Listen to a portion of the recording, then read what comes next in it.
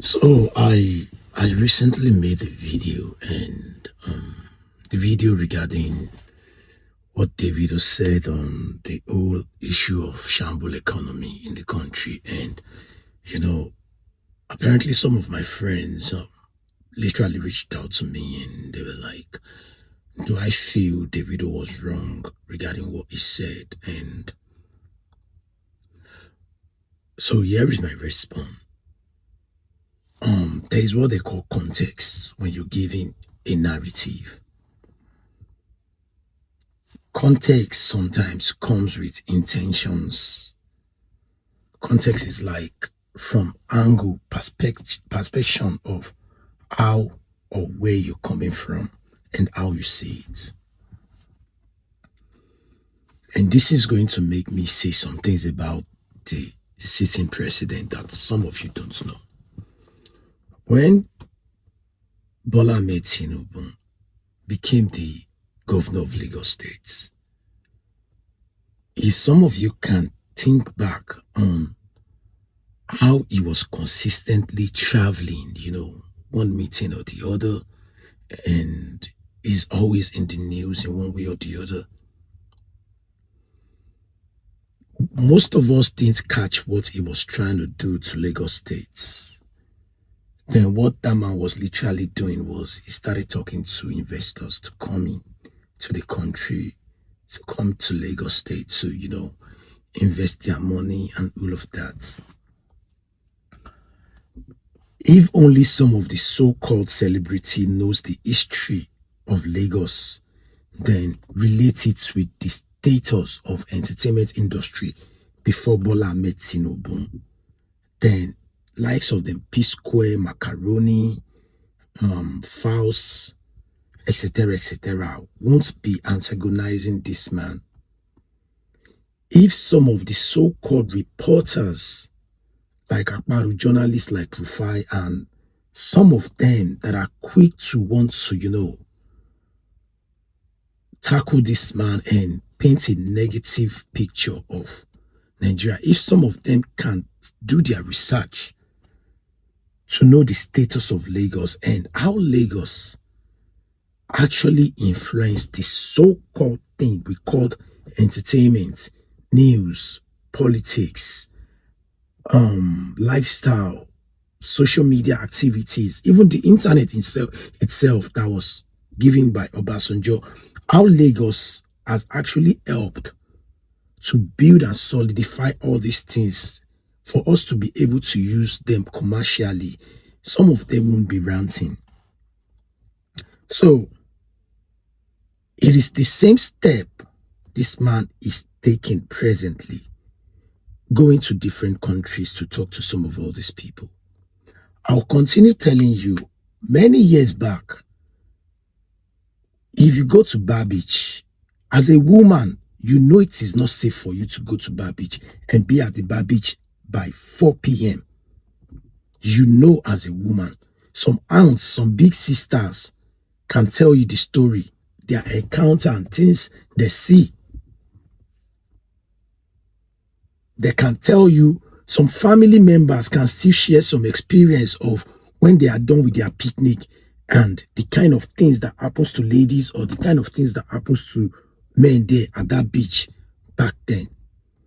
That same Bar Beach, all those hotel rooms, all those places that all of you are gallantly walking, feeling safe, taking selfie, doing all those things. Those places were danger areas now that you can't even work out anyhow. Prostitution, who sort of stuffs, drugs, illegalism, who sort of dirty activities were going on. It wasn't safe for families. Families would rather go to Takwa Bay to have their picnic for safety purpose. Lakapine, all those long distance. And those places are now recreational centers where artists can throw shows, make millions, sell out all these places.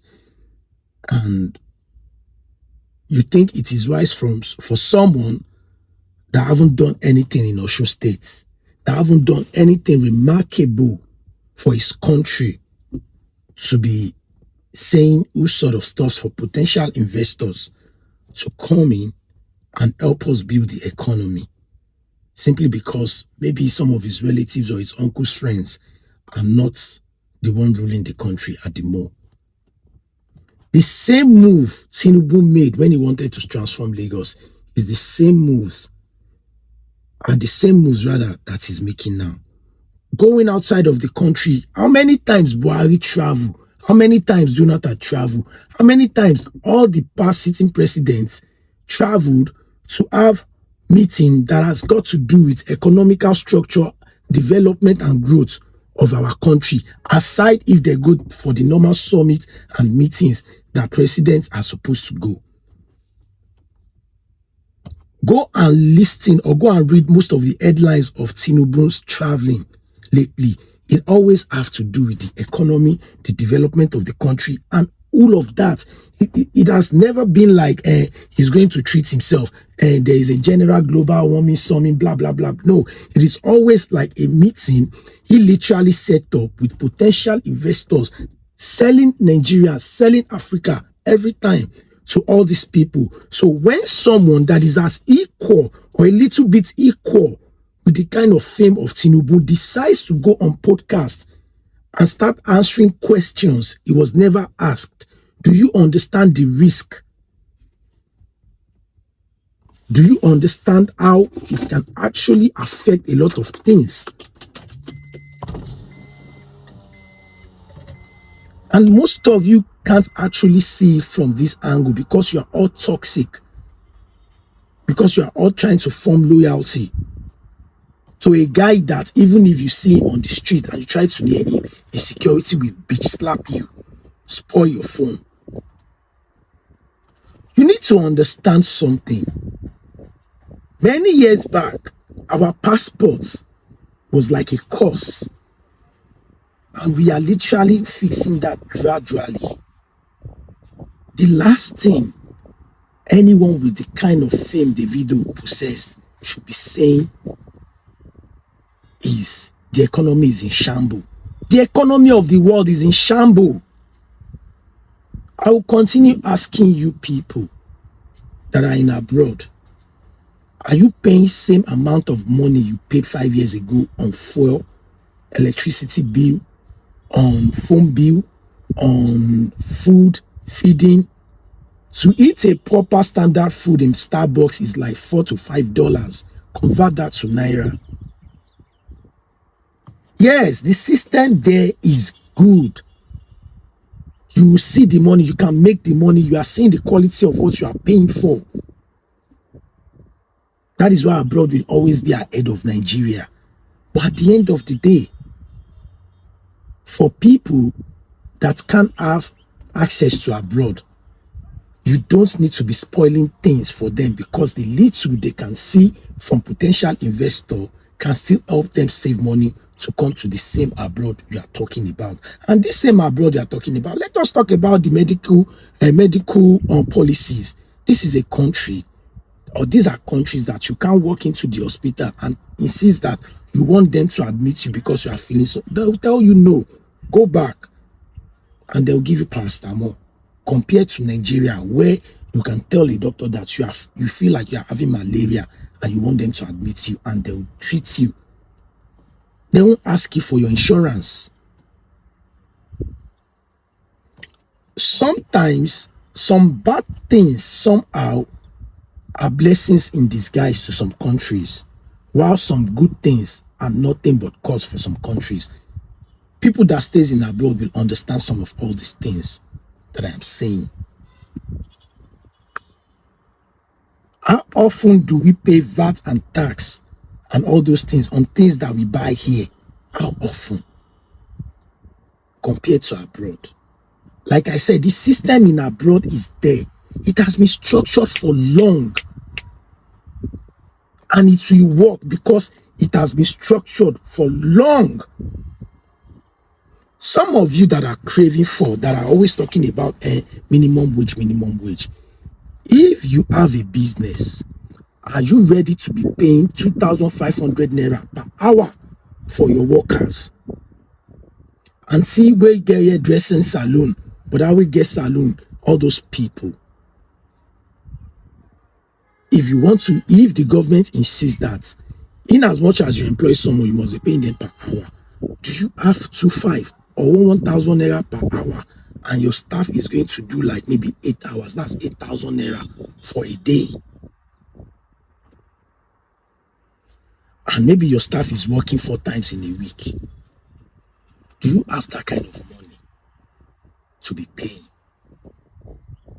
Because if the government implements this kind of policy, all of us will be flex for this country. But the system from day one does not allow us to do it, and for us to now go to that system is going to be hard, because we'll first of all think about the fact that how much am I making in this shop that I'll be paying somebody 1,000 naira per hour? How much exactly are we making? And for us to be able to have this kind of thing, your president is jumping from one flight to the other to fix some of these things. But one guy just decided to say things he was never asked. I gave an example. I met a woman on this social media, and she said she's retired. She wants to relocate to Africa. She's all this Jamaican, American, cultured African woman. And she said she would love to move to Nigeria. And I said, if you have to move to Nigeria, like, it's not really encouraging, but for someone like you might like it there. And she asked me for business she can be doing, and I proposed some businesses to this woman, and she fell in love with the palm oil kind of business. And what she does is 2 or 3 times in a year she comes to Nigeria. She literally owns an apartment now in Nigeria, so she doesn't pay for hotel anytime she comes. Anytime she comes to Nigeria, she kind of have like where they now produce oil in Nigeria. As a matter of fact, let me shock you, she has like a oil NAFDAC approved, red oil NAFDAC approved, how will I put it? Is it warehouse or where they produce now? In Ikorodu, to be precise. Let me be honest with you. So she has like, I think she has close to like 25 workers. So they produce, they sell the one they want to ship down to other countries, they do it, and she's making good money.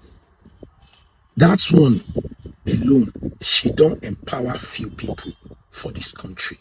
So now imagine 100 foreigners coming to Nigeria to invest in small businesses like that. Maybe Gary business, maybe cassava business, maybe pig business, maybe guinea fowl business. They are doing it, packing it, sending it to abroad.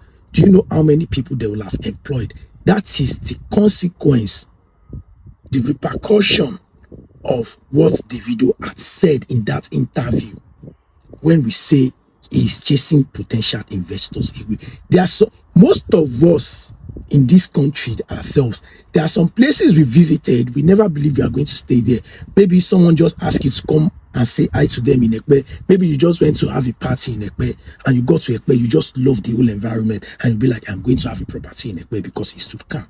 That is how it was for most tourists. They visit one place once, they fall in love with that place, and they start thinking, what can I do to help develop and be part of this particular community? That is why what David said came out wrongfully, even though he is at least correct, but it came out wrongfully. And it's the simple truth. Togogoro batik poju. Kejo wewe batik poju. Ejo fo to batik poju. That is how David always talk out of line. Unnecessary yarns. But if you talk, in fans will come. You never like David anyway. What's it concern? Why? I don't fucking like anybody, in as much as you are being stupid. What makes you think I like myself? I love myself. So that is just the simple analogy behind my video. And if it sounds like I offended you